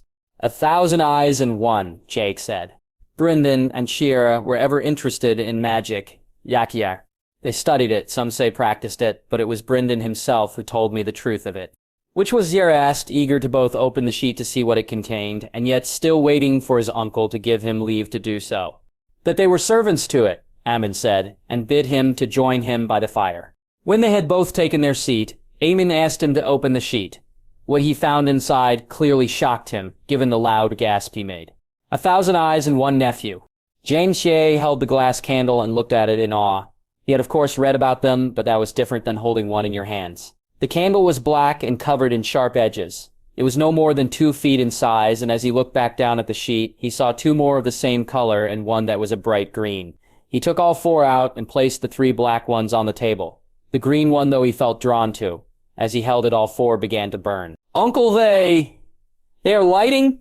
Jack said, his voice excited. "I knew it. I knew you would light them. Look carefully, tell me what you see." A small silver-haired girl cried herself to sleep, while beside her an older boy with the same color hair held her tightly. A large group of men and women wearing furs screamed as they were attacked by something they couldn't stop. A man in a tree beckoned him forward, while a small child held a glowing object in her hand. A creature of ice looked towards him, its blue eyes as clear as the sky. A man strode forward, a warhammer in his hand. A blond boy laughed cruelly. A dragon rose to the sky. After the visions had stopped, all 4 of the candles stopped burning, and Jay placed the green one on the table, but no sooner had he done so than he felt the need to lift it back up. This time when Jay picked up the green one and looked to one of the others, it burned again. He closed his eyes and the black candle went out. The green one in his hand did not, and as he turned to another, it too lit up. He looked from one to the other, and each time he did so, one lit up while the light from the other went out. Finally, he took his hand off the green candle and its light too diminished, and Jay found his attention drawn to the other items in the sheet. But before he could look through them, his uncle coughed. "Are you all right, Uncle?" Jay asked. "I am nephew. What did you see?"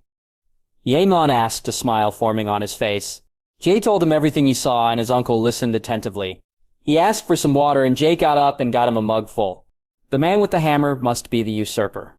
I think so too, Uncle. "The man in the tree, I do not understand that, or the child." Aemon said, his voice confused. "The men and women in furs can only be the wildings. As for the creature of ice, there is only one thing which matches that." Another. Jane said, gulping. "I, nephew, though the tales are old and long, thought myth. The boy and girl, Uncle? Your aunt and Uncle Jaehaerys, your father's brother and sister." Jane looked at Aemon stunned. They were alive. He had more family out there. Why didn't he know this? Why hadn't Jaehaerys told him? Why hadn't he asked? He began to feel ashamed as he remembered he knew of them. He knew of his aunt and uncle, and somehow he'd put them out of his mind. He'd forgotten about them completely. "I forgot, Uncle. I forgot about them." Jane said, his voice shaky. "Yet you remember now, Jaxiais, you must help them, find them. A Targaryen alone in the world is a terrible thing. Take it from an old man who knows." "I will seek them out, Uncle. Whatever I can do for them, I will," Jack said determinedly. "You have much of my brother in you, young Jaehaerys. You too have a noble heart. There will be those who seek to take advantage of it, seek to destroy it. Do not let them be the king you should be." "I will try, Uncle. That is all any of us can do, nephew," Aemon said, smiling.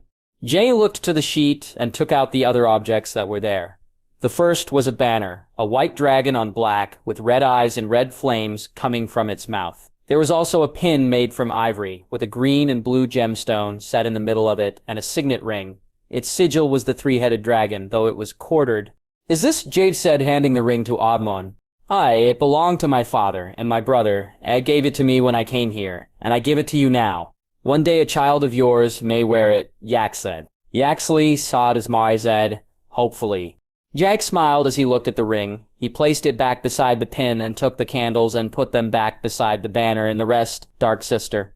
His father's harp and now these items were all that he knew for certain remained of the legacy of his family. Everything else lost or destroyed, though he could not be certain. But if nothing else, he now had something even more precious. Family. Yaxley asks, I need you to search the library for the books I've written the names of. They will help, and some you need to take with you, Apier said. Uncle, I cannot. They belong to the Watch. No, GRGRS, they belong to you. These are mine own. They belong to my kin. Aemon said with a soft smile. Linnes. She and Daisy had spoken just briefly since the news had been shared of her wedding, and after Jorah and Jaime had spoken more of the alliance, she was glad to see her bear to be even more happy for the two. She already knew that Daisy and Jaime were in love with each other, and even if it had taken them a little longer to realize it, she was happy for them both that it was leading to a union. The last couple of days, though, had been where things had almost gone off the rails. The simple logistics of throwing a wedding had been beyond them. Firstly, Daisy had wanted the wedding held on Bear Island, and it was only eventually when Jorah had pointed out Jaime's status as a Lord Paramount had she agreed that it wouldn't be possible to do so. Then Jaime had suggested White Harbor. They already got on well with the Manderleys, and it would be easier to hold a wedding there, though the distance from the Godswood to the keep was a bit of a problem. This time, though, it was Jon Snow who came up with the solution, and it was as simple as it should have been. My lord, my lady, it has to take place at Winterfell, Jon said. What? Why would I want to get married there? Jaime asked, surprising them until he looked at Jon. My lord, Lord Giro is correct. If you don't allow for the rest of the North to attend, it would seem like a snub, but if you hold it in White Harbor, it would be an even bigger one. You would be shaming Lord Stark, Jon said, looking at Jaime, and then Daisy. Would he even allow us to have a wedding there? Jaime asked. Of course, my lord. The Mormonts are his lealest supporters. He would be honored to do so, Jon said. Very well, Daisy. I think it's the best idea. Jaime, what else can we do? Lord Jira, I agree, though it seems I will have to miss the ceremony, Jira said sadly. Why? Daisy asked, annoyed. It's me or your mother, Daisy, your sisters too. Someone needs to stay on Bear Island. Linnes, you're coming though, right? I'm afraid I cannot, though we could instead go to the other ceremony, Linnes said. Hey, we can do that. I doubt Magie would like to go to a wedding in front of a septon. Jira said, laughing. So it had been decided, and the rest of their visit had went really well. Once it had been, Jaime and Daisy had spent most of their time together, much to Lyra and Jory's annoyance. While Jon and Loras had alternated between spending time with Benjen and the Reed children or the Maester, though given how much time Jon spent in the library, that was not a surprise. It had allowed her and Jorah to be left pretty much to their own devices, and despite her condition and the fact of where they were, it had not cooled Jorah's amorous nature at all, something she was more than happy about. Tonight, though, was the farewell feast. As tomorrow they would set off, she, Jorah, and Daisy, along with Jory and Lyra, would be heading back to Bear Island, while the others had accepted an offer from the Small Jorn to visit Last Hearth. She had been caught by surprise when Daisy said she'd be accompanying them and not going with Jaime, but she understood the girl wanted to see her mother and other sisters, and they would travel from there to Winterfell for the wedding. She heard the mumbles of her bear from beside her and couldn't help but giggle. She had worn him out, it seemed. She quietly got up and began to dress, standing there for a moment. She looked down at the small swell of her stomach, though it really hadn't begun to show as much as she expected. To her, she could see it, could feel the small bump, and she longed for her babe to grow so everyone would know. She had gone back to the Maester when she felt sick one morning, and he had given her some ginger root to add to her tea, which had made her sickness go away almost immediately. Morning, my love, Jorah said as he rose from the bed. Morning, my bear. Did you sleep well? Aye, I did, he said as he came up behind her and moved his hand softly over her stomach. Morning, little cub, he whispered, and she couldn't help but smile. Shall we go break our fasts? She asked. Well, we could, or we could go back to bed, Jira said, kissing her neck exactly in that spot he knew she loved. No, the cub needs food, my love, she said, her voice husky. Aye, then we should feed her. Gerald said as he kissed her cheek. Her? Aye, little she-bear. You'd not rather a son? As long as they're healthy, my love, boy or girl, it matters not. Jura said, and this time she kissed him. Jon. The last week had been hectic. His time in the library had been overwhelming.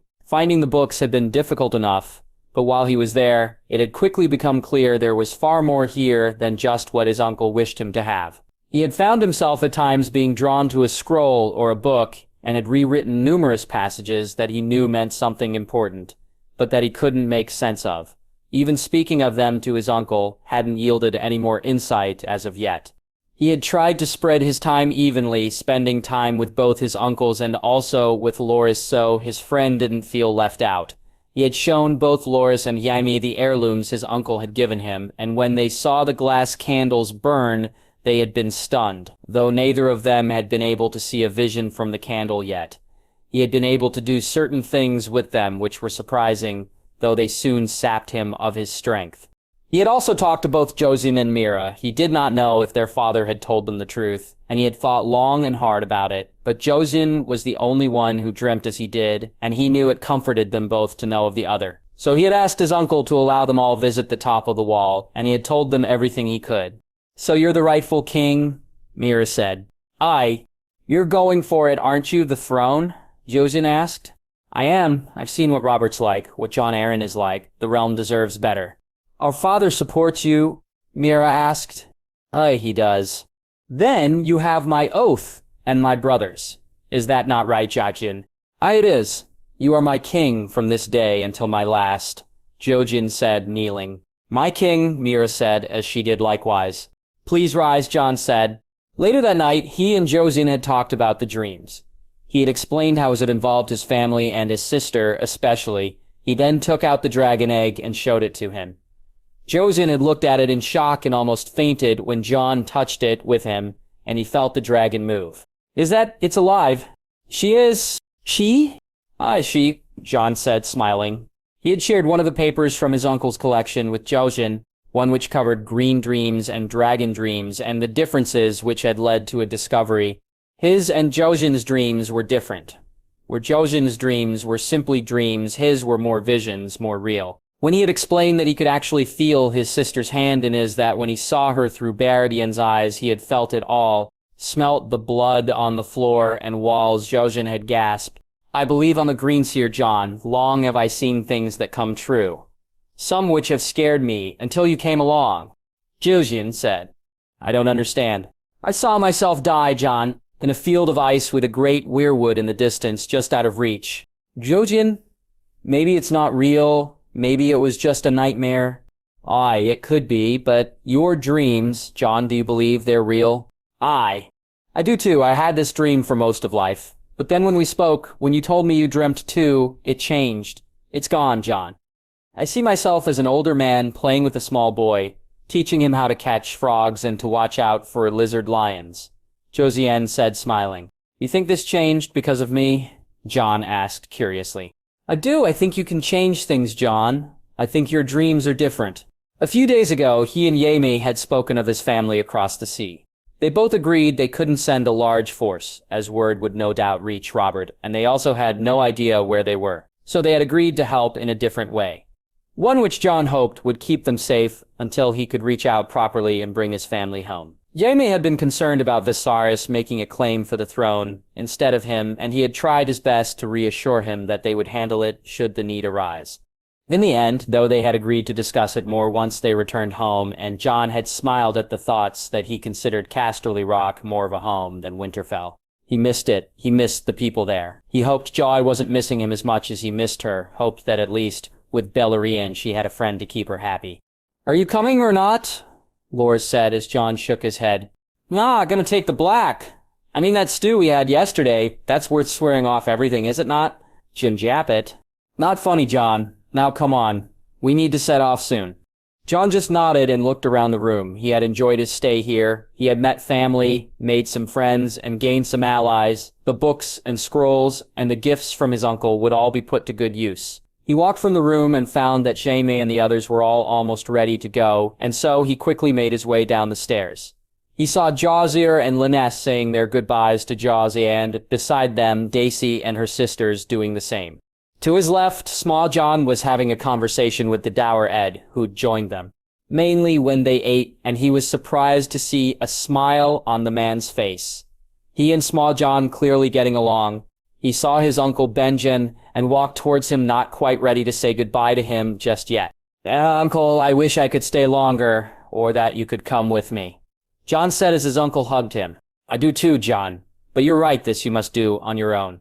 I'll have my time with my brother, Benjen said. Uncle, I love you, Jon said, and felt his eyes water. I love you too, Jon. Be safe. Be well. Be happy, nephew. You too? As he mounted his horse and looked up to the walkway, he saw his other uncle there. He had said his goodbyes to him in private, wanting to be able to not have to hide how he felt. There had been tears, and Jon had sworn to himself that when he was crowned, his uncle was leaving this place, he would not die here alone and without family. As he looked to Jaime and they rode out the gate, he turned and took a last look at them both. Benjen standing there, a small sad smile on his face, and above him, Aemon looking on with pride. He thought back to what Aemon had said to him and smiled. The man's wisdom was something the realm had missed out on. Allow me to give my kin one last piece of counsel. The same counsel that I once gave my brother when we parted for the last time. He was 33 when the Great Council chose him to mount the Iron Throne. A man grown with sons of his own, yet, in some ways still a boy, Egg had an innocence to him. A sweetness we all loved. Kill the boy within you, I told him, the day I took ship for the Wall. It takes a man to rule, an Aegon, not an egg. Kill the boy and let the man be born. You are but a third of the age that Egg was. And your own burden is a crueler one, I fear. You will have little joy on your journey, but I think you have the strength in you to do the things that must be done. Kill the boy, Jon Snow. Winter is almost upon us. Kill the boy, and let the man be born. I will, uncle, I will, Jon said as he and Winter rode to the front, Ghost running alongside him. King's Landing 2094 AC. Richard Lonmouth. The no from his king had been clear, and as Richard waited in the tavern, he wondered if this was a good idea or not. He had been happy to hear the king had become concerned with his family. The visit to see his grand uncle at the Wall had obviously meant a lot to him, and that he was now doing something to help his aunt and uncle was a good thing. But was this man really the right man to send? Surely they could think of someone better suited. He had thought of many different people he could send. The problem was that, to do so, would invite further problems. Would they be able to protect them? Could they really be trusted? Though he also wondered that about the man they were sending anyway. The king, though, had been adamant that this was the right man for the job. So despite his own concerns, and not without a little pride that the king was making such decisions, Richard had contacted the man and arranged for this meeting. As he considered the rest of his plans, he saw the man enter. He looked on as he actually slid the man to his table, nodding to the girl as she quickly moved away, before returning with a tankard full of ale, which she placed on the table in front of his guest. Anything else? She asked softly. No, yes, that'll be all for now, he answered, and the girl went back to her place near the bar. Alice was one of his he needed eyes and ears inside the establishment, and when he had suggested it with Tyrion, he had been surprised the man accepted so readily. But then again, he got the impression the dwarf liked the game, and considered this a move in it one which he could counteract, so Alice was hired, but kept at a distance from the rest of the staff. Not that it mattered, it wasn't them she was there to look at, and she had already told him of the room upstairs, having a hidden passage behind it. What did you bring me here for? The Hound asked. I have a proposition for you. If you want your cock sucked, ask Blondie over there, the Hound said gruffly. No, this is more a job I'd like to offer you. A well-paying job. How well-paying? You'll be given 10,000 gold dragons up front and another 100,000 when it's completed. You'll also have access to another 10,000 to cover expenses, Richard said. You want someone killed, hire a fucking assassin, the Hound said, emptying his tankard. You've killed men before, Richard said. And I'll kill again, but I don't do it for coin.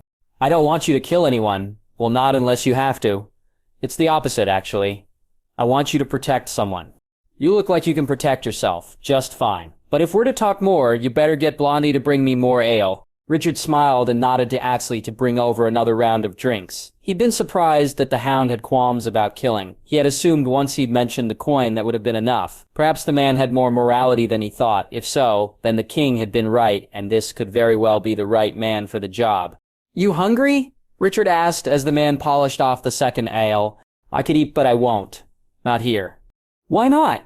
The chicken's fucking vile, the Hound said, and grimaced. Very well, shall we? Richard said, standing up and motioning to the stairs. Yeah, fine. You first, though. Richard nodded once again to Yats, who grabbed another 2 tankards of ale and led them up the stairs into the small room. She left the tankards on a table and quickly rushed to take up the space in the small passage. What Richard had to say here was not ready to be sent back to Tyrion just yet. Once he heard the little knock, he took one of the Yats and handed the other to the Hound. I want you to go to Essos. Fuck off. Well, you have a problem with that. Fucking Essos, you're damn right. I have a problem. It's full of crazy fuckers. You should fit in then, right? Richard said with a snort, which did not go down well. I'm not fucking crazy, the Hound said angrily. I know that. A poor jape. I apologize, Richard said, and the Hound looked at him and nodded. What's in Essos? The Targaryen children. I fucking told you I'm not killing anyone, especially a child. The Hound's voice rose angrily. And I told you. I don't want you to. I want you to protect them, the girl especially. What's so fucking precious about the girl? Nothing, but her brother showed some disturbing signs when younger. If he's showing them now, or if they've gotten worse, then the girl will need protecting, maybe even from him, Richard said. 200,000, the Hound said. I thought you said you weren't crazy, Richard said. I'm not. You want me to go to Essos, protect people the crown wants dead. You're willing to offer 100, make it 2 and I'll do it. Richard smirked. The king was right, he said. It would cost them 200 and Richard had tried to keep the cost down. This whole adventure would, in the end, cost them God knows how much. But if it protected the king's family, who cared? Fine, but you leave by the end of the week. I've booked passage for you to Braavos. You'll be met there by one of my associates who'll direct you further. Speak fucking properly, the Hound said, shaking his head, and Richard laughed. I'll need you to send me letters once you're with them. I'm not a fucking spy either. I know, and I don't want you to spy. Just let me know where you are and that they're all right. Can you do that? I can, but you try and fuck me over with my coin and I'll fucking gut you. Well, don't worry. I know that. You'll get your coin. Good, the Hound said as he turned to leave. Sandor? What? He ate gruffly. Should anyone try to hurt them? Don't worry, Lonmouth. Them I'll fucking enjoy killing, Sandor said as he left. Richard smirked as the man left the room. He heard Alice knock once to let him know no one else heard. The Hound was far cleverer than he'd given him credit for. They had only met a few times, and that had been over 10 years ago when the man had been but a boy. But he remembered him, something which should cause him worry. But it was the last line in the king's message which made certain that he had no need to fear. Sandor is loyal. Better 29-3, climbing the ladder had been all he had ever wanted, ever since he was a ward in River Run. Each rung seemed so far away as he looked up at them, and yet he climbed them all one at a time, and now was so close he could almost reach the top. As a boy, he had simple ambitions, foolish, childish ambitions, dreams of red hair and bright blue eyes, which blinded him to the universal truth that without position, without power, he was nothing. Finding that out had been a painful experience, and as he put his shirt on the scar he covered up was the proof of that. He looked down at the woman lying in the bed, her hair the wrong shade of red, her eyes a far duller blue, and thought that he deserved far better than the uglier sister. He schooled his contempt behind one of his more charming smiles, and as she caught him looking, he could see the love in her eyes. Thankfully, though, she could not see the disgust in his. Peter, come back to bed, my love. I'm so wet for you, she said, trying to be seductive, and he did his best not to retch. Glyza! I can't. Your husband is expecting me. We need to be careful, my love. The words dripping off his tongue were like honey to her. I still want more Petir, she said, her eyes fluttering as she moved her hair and bared her breast. As do I, my sweet, more and more, but we must wait. He moved and closed his eyes while he kissed. He moving back quickly when she tried to grab a hold of him.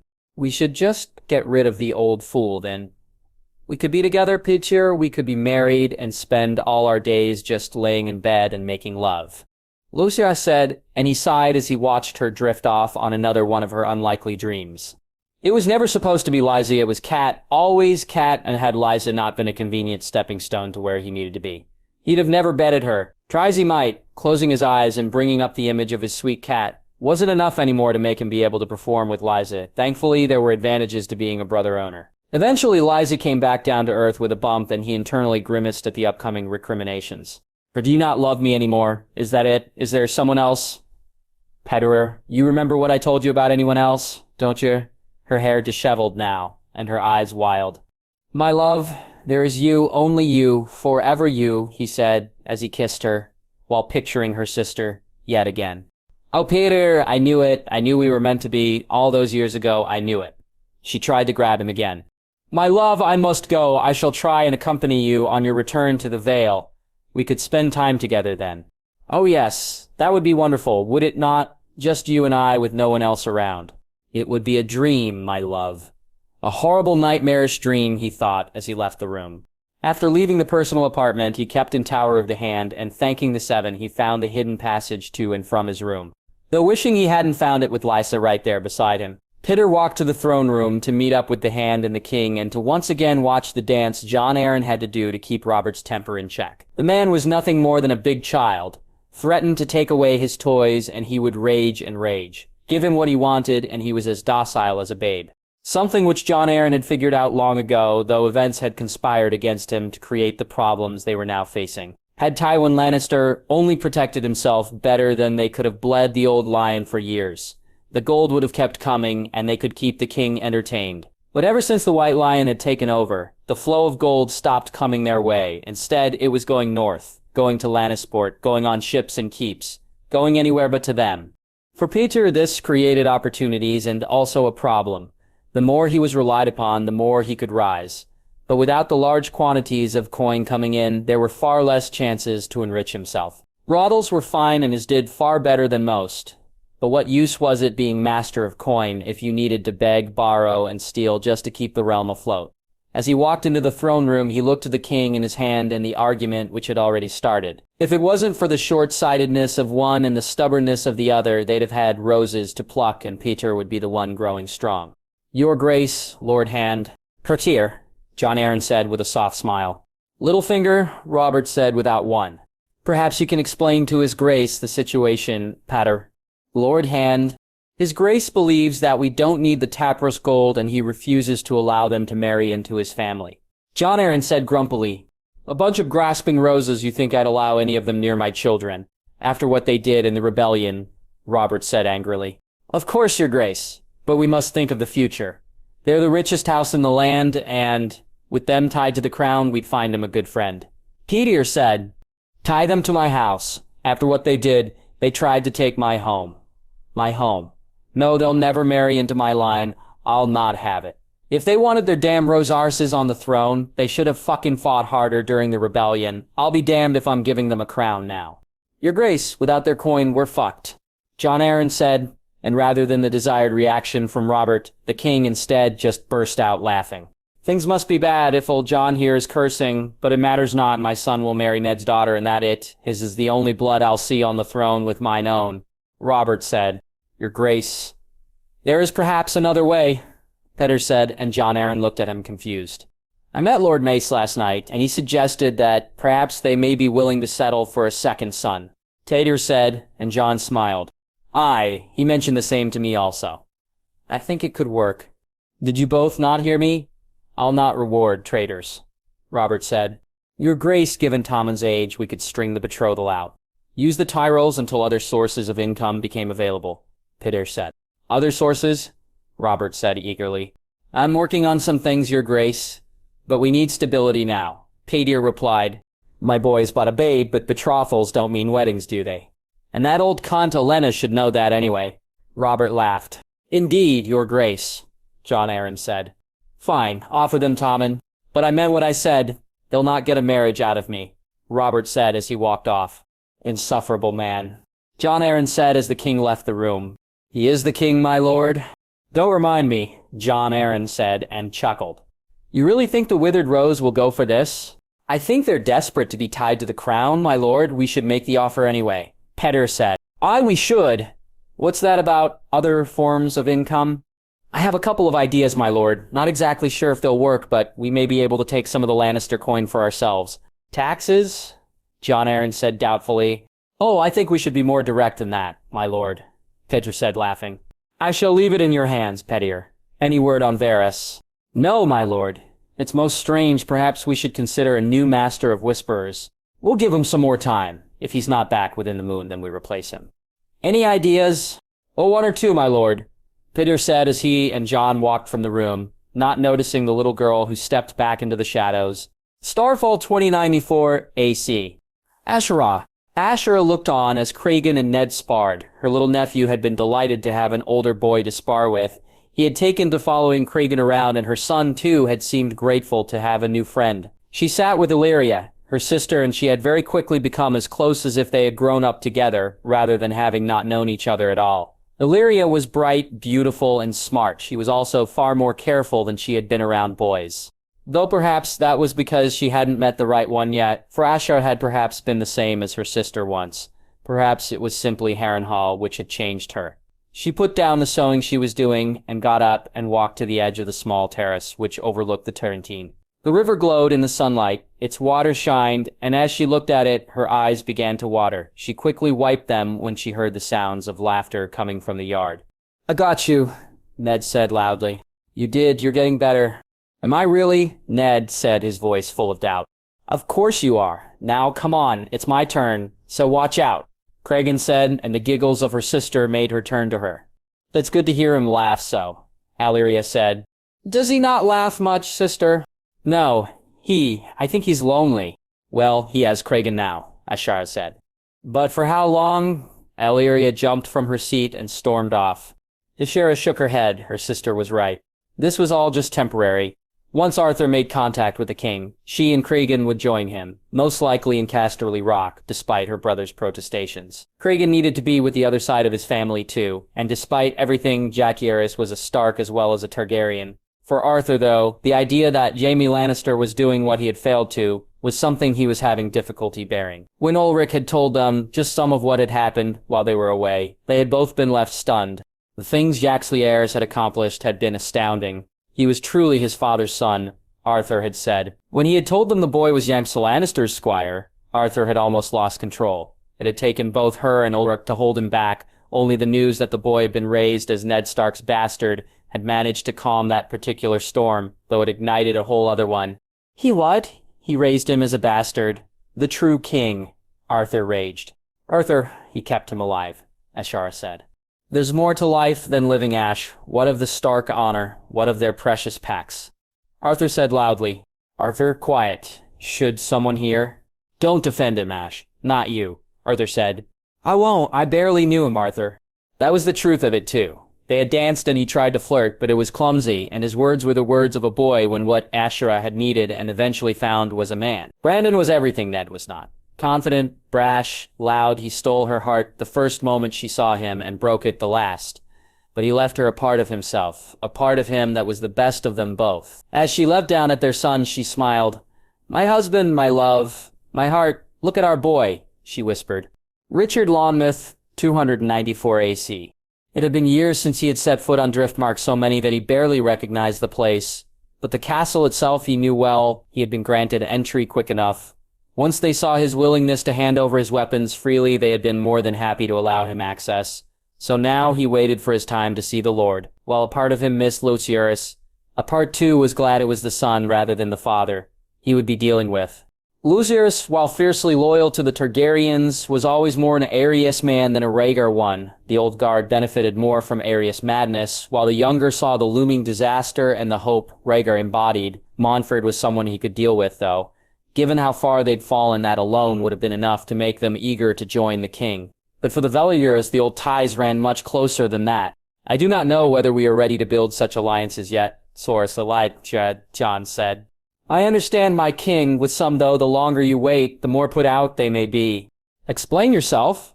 "My king, you are working with the Lannisters. I know the reasons why, and I believe you when you say they can be trusted. But to those who stayed loyal to your family, they are the enemy. They will always be the enemy." "We only make friends with our enemies, Sir Richard," Jon said, and Richard nodded.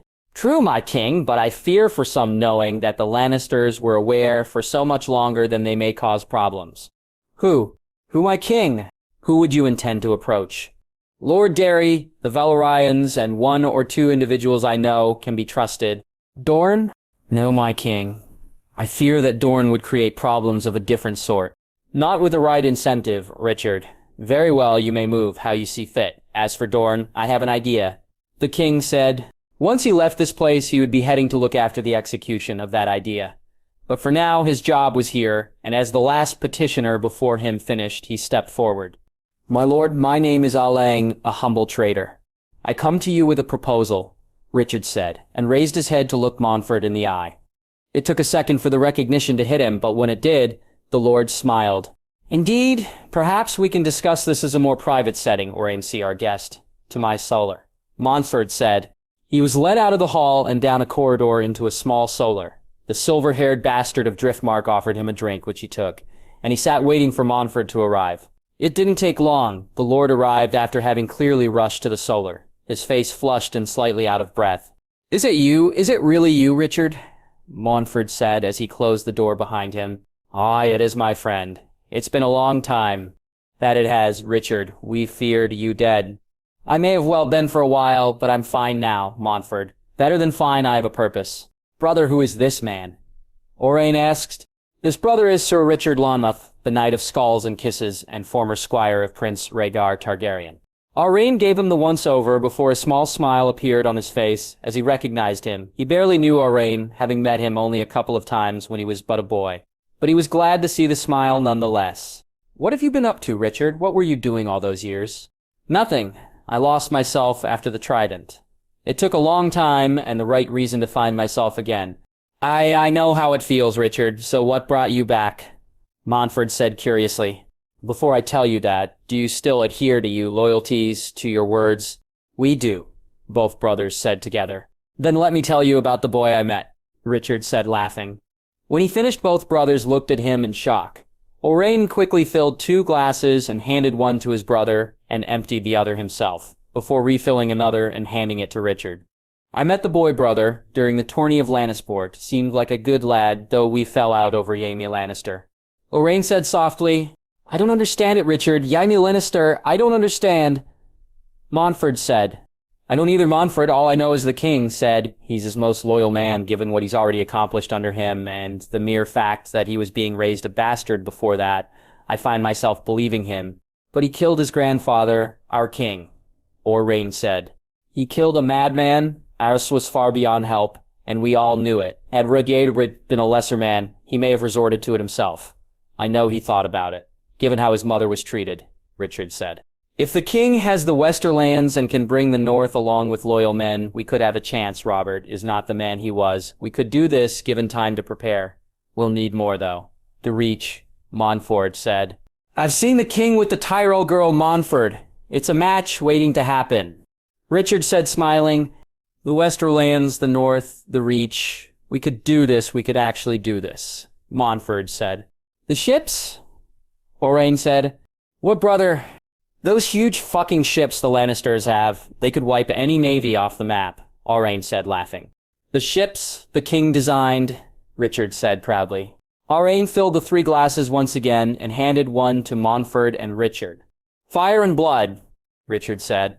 Fire and blood, Montfort and Owain repeated.